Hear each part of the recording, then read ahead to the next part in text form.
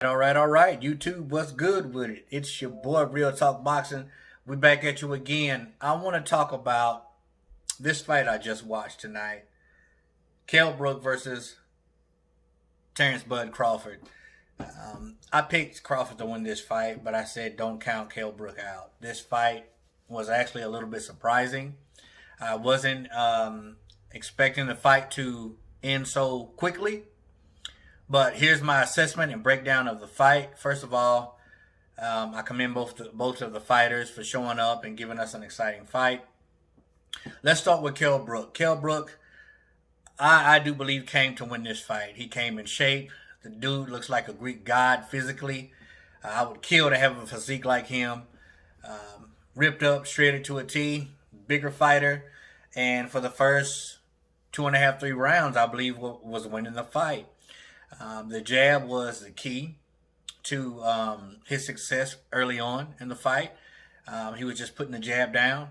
There were trading jabs left and right, and Brooks was just getting off first with his jab. Then after that, like Terrence Crawford does, he makes an adjustment.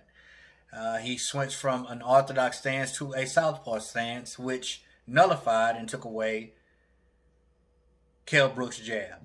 If you notice, as soon as Crawford switched into the southpaw stance, the jab went away from Brook. It completely went away. Here's something about Terrence Bud Crawford. He's slow starting. He's very, very slow in the beginning. And that's a window of opportunity right there. If Terrence Crawford is ever going to be beat, is ever going to lose, it's going to be early. Someone is going to have to step on the gas early and get his face in his chest early in order to beat him. If you don't take Crawford out early, you are not winning the fight. A lot of his fights, his opponents had early success, but they haven't stepped on that gas enough to get him out of there. If you don't get him out within 3 rounds, you're not winning the fight. That's just my opinion on Terrence Bud Crawford. So he switched to southpaw, right? Took away the jab that was so successful from Brook. Now he had to establish his distance. You know how he established his distance? The moment his lead foot started going on the outside of Brook's lead foot, he started connecting. The power punches started landing. He was hitting Brook at will, and it did not take long. I was wanting to see how Brook would respond once Crawford connected punches against him. And you saw what happened. It did not take long at all. Now, not only did he put his lead foot on the outside of Brook's lead foot, he started countering him. Now, the first punch was a jab slash hook from Terrence Crawford. It was almost like this. It was a jab, but it was turned into a hook, but it was barely thrown by Crawford. You know why that punch hurt Brook? Is because it was Brook's momentum coming in that wobbled him. All Crawford did was put his hand out there. I think he was trying to turn that jab into a hook, but it met halfway there. And it was all Brook's momentum stepping in. And if you watch their feet, Crawford's foot was so far on the outside of Brook's lead foot, his momentum smashed right into that left freaking half jab, half hook, and it rocked his bell. His eyes went to another realm, another dimension. He railed over to the ropes. Crawford started banging on him. Weeks jumped in, saved him, gave him a standing 8 count. I knew right then it was over with. Crawford stepped in, and again, the first thing he did was take his lead foot and put it on the outside of Brook's lead foot, established that distance, and started landing the power shots, got him out of there. It was a great performance from Terrence Bud Crawford. I figured he was going to win this fight, but I didn't think he was going to win the fight this early. I thought it was going to be like 7, 8, maybe 9 rounds. But Brook did come to fight. He established a good jab.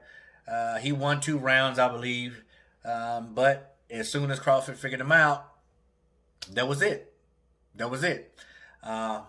Actually happy for both the fighters. You know, got $2 million. He's going to go back to his hometown and he's going to spend that money back to the drawing board. If he's going to retire or keep fighting, that's up to him. I wouldn't mind seeing him again in the ring. Now what's next for Terrence Bud Crawford? You know, I used to think that these fighters were not ducking Crawford. I used to think that there's no way in the world Spence is ducking Crawford. No way. I used to think that. I really do. But I do believe that Spence, along with a lot of other fighters, are ducking Terrence Bud Crawford. I think the only one willing to fight Crawford is Manny Pacquiao. They tried to make that fight happen. COVID-19 put a delay on that because, they want to get paid, especially Pacquiao. And if there's no crowd, they can't get paid what they usually get paid. So they have to wait. There's no telling when that fight's going to happen. If they're not going to make that fight, I think he should get the winner of Danny Garcia, Errol Spence, which I think it will be Errol Spence, but time will tell. I will be there watching that fight. And so I would love to see Spence versus Crawford. But you had Bob Arum there. Bob Arum says, listen, we want that fight to happen. But Spence is ducking him. He's running from him. He's going to avoid fighting Crawford for as long as he possibly can. I used to not believe that, but now I do believe it. I believe it. And I believed it before this fight. But no one wants to fight Crawford. And Brook, I even made a statement that why in the world is, Terrence Crawford fighting Kell Brook? Well, he's the only one with a name that was available to fight. So what can you do? You're stuck between a rock and a hard place. So listen, I'm impressed with Crawford's victory tonight, and I'm looking forward to see what else he's got to bring to the table. What are the opponents he's going to face? The only criticism I have of Crawford is he has to start earlier. He has to get working earlier because somewhere along the line, somebody's going to take heed. And that window of opportunity they have in between the first round and the third round, because he's always starting slow and you really don't get cranked up to the third or fourth round. If somebody got enough nuts, they can get in there and get to Crawford. That's the only way Crawford's going to lose, I believe. As always, respect all, fear none. God bless. Till the next time, man. Real Talk Boxing, we gone.